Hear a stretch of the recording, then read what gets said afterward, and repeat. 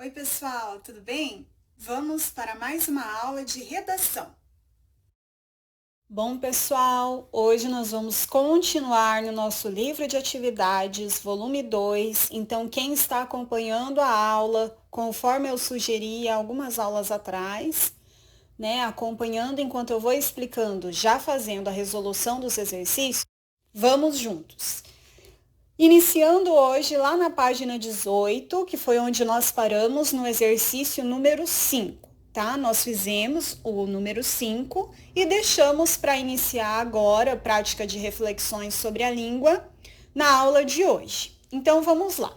Antes de começarmos a responder o exercício 6, vamos olhar o textinho do lado. Por quê? Porque está escrito assim: responda a estas questões tomando como base a curiosidade por que os olhos do gato brilham no escuro.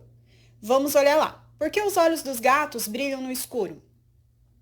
O globo ocular dos felinos, gatos, tigres, onças, etc., e dos ruminantes, boi, carneiro e cabra, possui cristais que refletem a luz.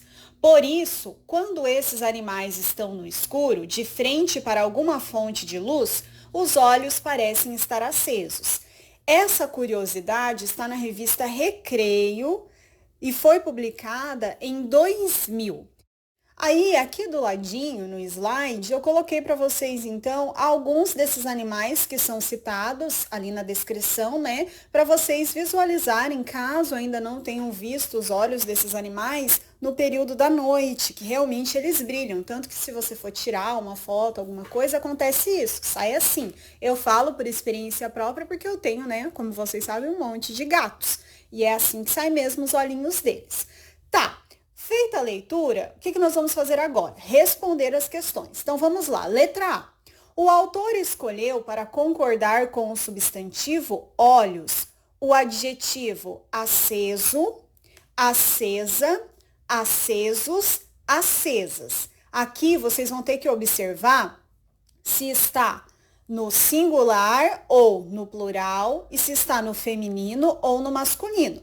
Para isso, vocês vão ter que olhar lá do ladinho novamente, tá? No textinho, ver onde está a palavra, tá? Que concorda com olhos, para daí assinalar a resposta, tá? Depois, feito isso, o que vocês vão fazer? Nós vamos para a letra B. Qual regra de concordância nominal o autor da curiosidade aplicou nesse caso? E aí nós temos as regrinhas. Pois bem, é o que eu já falei para vocês ali em cima. O adjetivo concorda em gênero e número com o substantivo. Primeiro, adjetivo.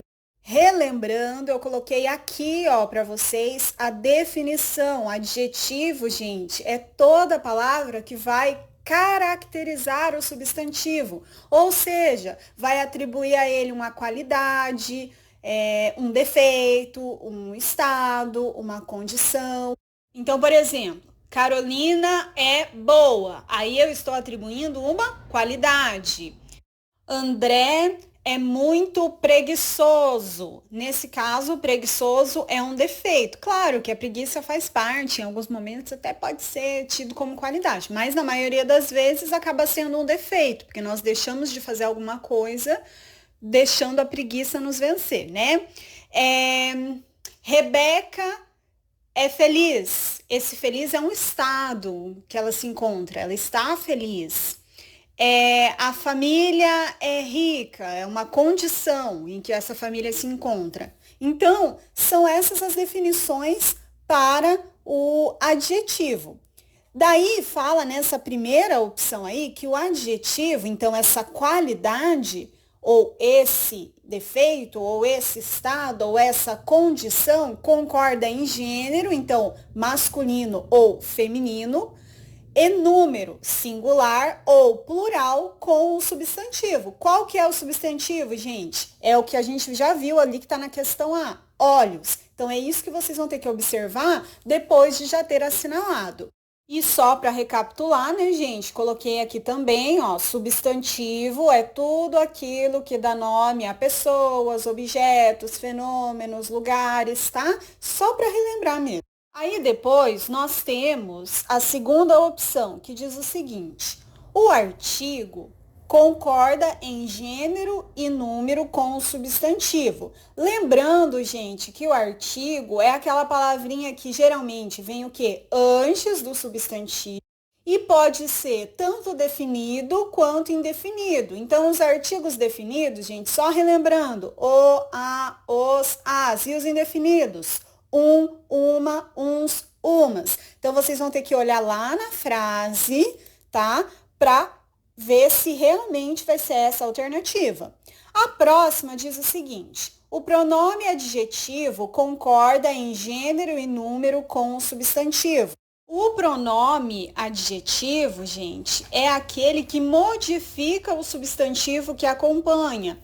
Então, por exemplo, se eu digo meus pensamentos voam como vento, esses pensamentos foram modificados a partir do momento que eu acrescentei o pronome possessivo meus, porque não se trata de qualquer pensamento, mas sim dos meus pensamentos. Então vejam que esse pronome modificou, né, o substantivo.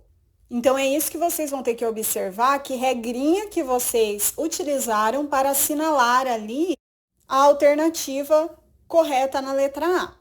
Na letra C, diz o seguinte: aplique a seguir a regra de concordância nominal assinalada na questão anterior. Então, vejam que uma complementa a outra. Então, de acordo com o que vocês assinalaram na letra B, que vai ser de acordo com o que vocês assinalaram na letra A, vocês vão modificar ali, tá?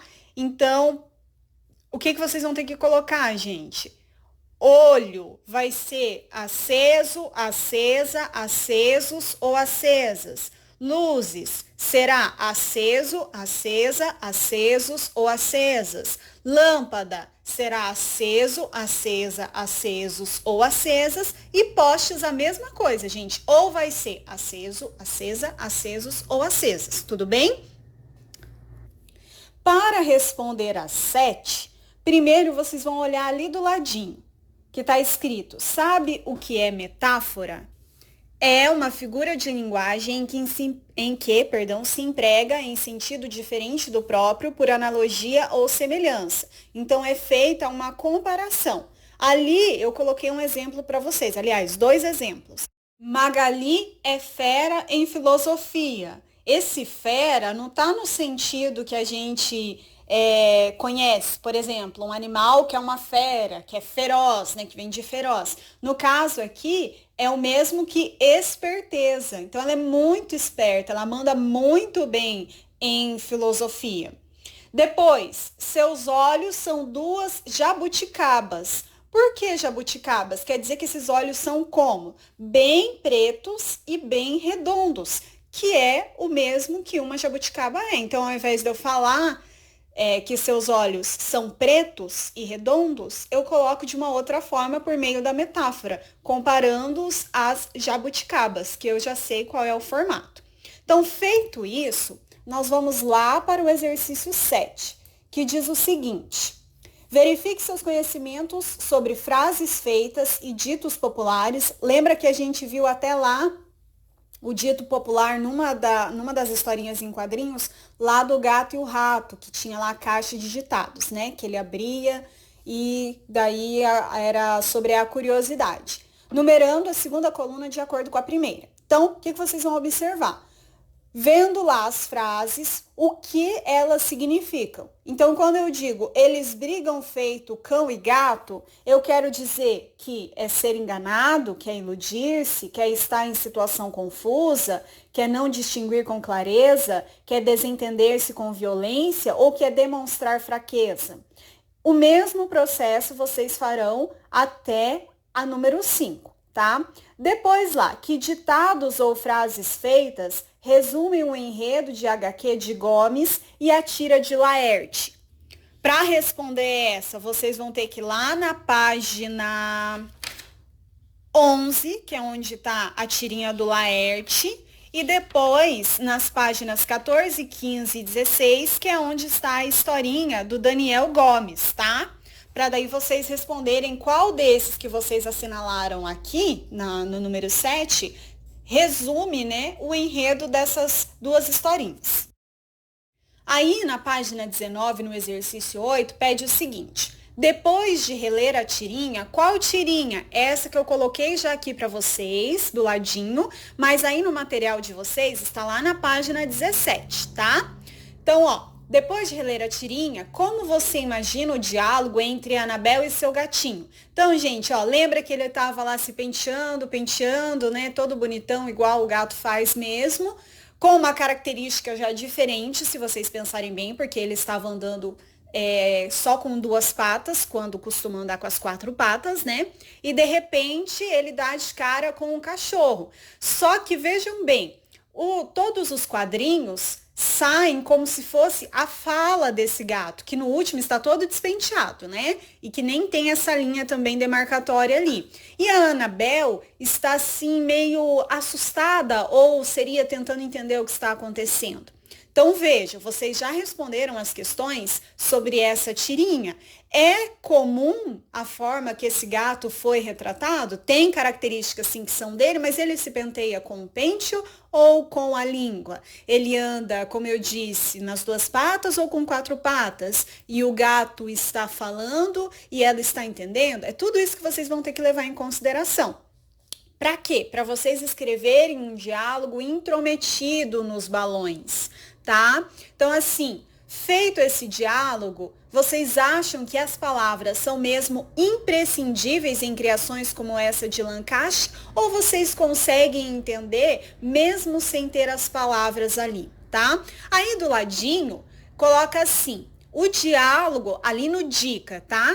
O diálogo que você criará precisa fazer sentido em relação ao conteúdo da tira. Use caixa alta, letras maiúsculas para escrever o diálogo. Lembra que lá na nossa primeira aula eu expliquei isso, né? Até facilita a leitura. Use onomatopeias se você julgar que fazem sentido no quadro. Lembrando também da explicação das onomatopeias, que são aqueles sons que ajudam muitas vezes a gente entender o que está acontecendo ali na cena. Já que não tem som, é uma história silenciosa, a história em quadrinho, as onomatopeias ajudam a reproduzir esse tipo de som, tá? Então, vocês colocarão tanto o que o gato está falando, quanto a reação da Anabel ao que ele está falando. Tudo bem? Pode fazer no livro de atividades mesmo, tá? Na 9 diz o seguinte: qual é o sentido do fundo vermelho no 7º quadrinho, que é este que eu reproduzi aqui para vocês, tá? Que é aquela história do Daniel de Souza Gomes, que vocês já utilizaram para responder a questão lá da página 18, tá? Que está localizado, então, entre as páginas 14 e 16, tá? A partir desse ponto da narrativa, crie um novo final para a HQ, com base no seguinte argumento. E aí, vocês vão fazer de acordo com o que está sendo colocado aqui. Primeiro, vocês vão responder aí mesmo no material de vocês, tá? Primeira coisa, por que que está vermelho o fundo? O que vocês vão ter que observar? A expressão desse cachorro, mas também o contexto. O porquê que esse quadrinho em especial está nesse tom. Para isso, vocês vão ter que olhar a historinha novamente, tá? Aí, nós vamos lá para, novamente, dica, novo final para HQ. Então, o primeiro passo a gente já viu, que é identificar qual é o quadrinho. Depois, vocês vão escolher um dos argumentos que estão ali apresentados. Depois, rever a HQ, como eu já disse para vocês, e pensar nas cores que vocês vão usar, porque, por exemplo, dependendo do argumento que vocês usarem, será dia ou será noite, tá? Para representar mesmo as emoções desse personagem ou dos personagens em relação ao que está acontecendo.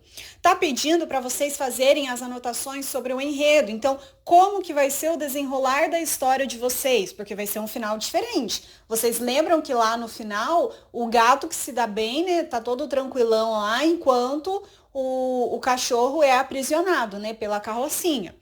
Depois, defina quantos quadrinhos você precisa para apresentar o episódio de aventura. Então, quantos quadrinhos serão necessários para você continuar e finalizar essa história? Procure manter a ideia de movimento característica do ritmo dos quadrinhos. Não precisa ser igual, gente. Claro, cada um desenha de um jeito, mas tem que ser como se fosse um filme. Lembra que a gente, enquanto fazia a leitura, parecia que a gente estava assistindo um filme, de tão rápido que era a movimentação dos personagens na história? Use os conhecimentos anteriores relativos à produção de HQ. E essas anotações vocês podem fazer nesse quadrinho mesmo que está aí na página 19.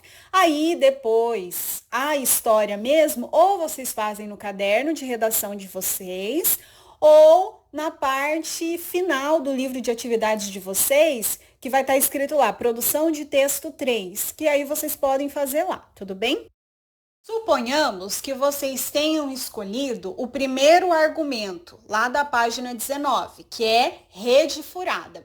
Aí eu coloquei um exemplo, gente. Exemplo, não precisa seguir, é só uma ideia.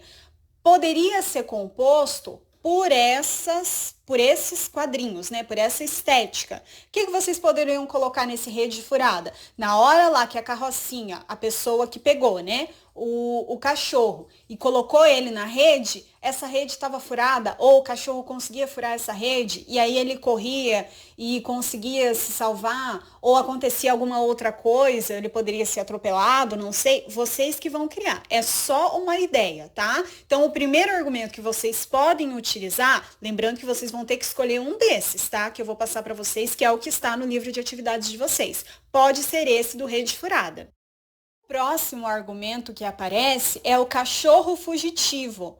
Vejam que pode ser um desdobramento daquele rede furada, tá? Ou então ele nem chegou a ser pego por essa rede. Porque como você está partindo do quadrinho em que ele está lá aparentemente com raiva, com o fundo vermelho, que é aquele que vocês vão responder, é uma continuação a partir daquele quadrinho. Então, pode ser que a rede nem chegou a pegá-lo, né? Que a pessoa lá da responsável pela carrocinha nem chegou a pegá-lo. Então, ele consegue fugir. O que acontece durante essa fuga, tá? E aí, também aqui é uma sugestão de como você pode distribuir. Pode ser até com menos quadrinhos, com mais quadrinhos, é como vocês preferirem, tá? Aqui é só uma sugestão.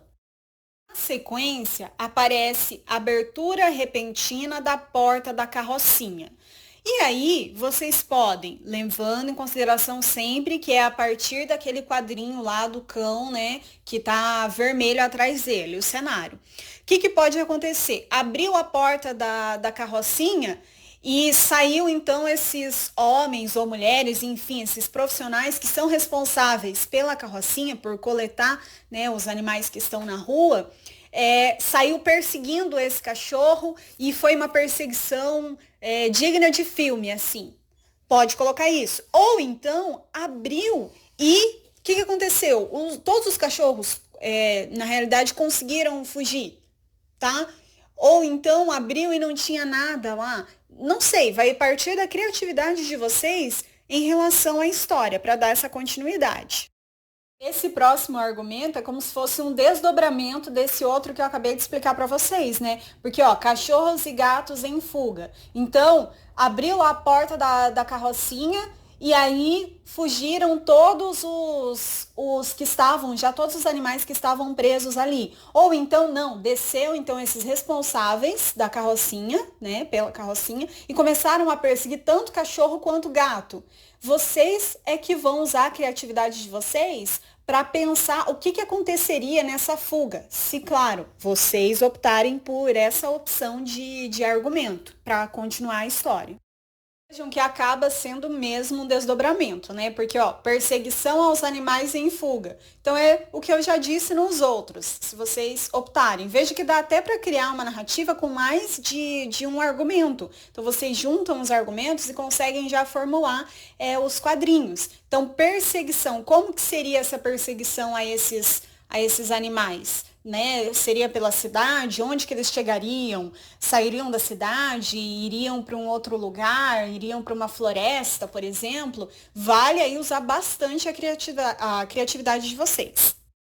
No próximo argumento, gatos e cães se ajudam, vocês podem focar também nessa questão. Então, por exemplo, estavam lá já os animais que estavam presos na carrocinha, e aí a gente não estava vendo uma perseguição entre cães e gatos. A gente tinha ali dois personagens centrais, né? Que é um cachorro e um gato que aparecem desde o início da narrativa.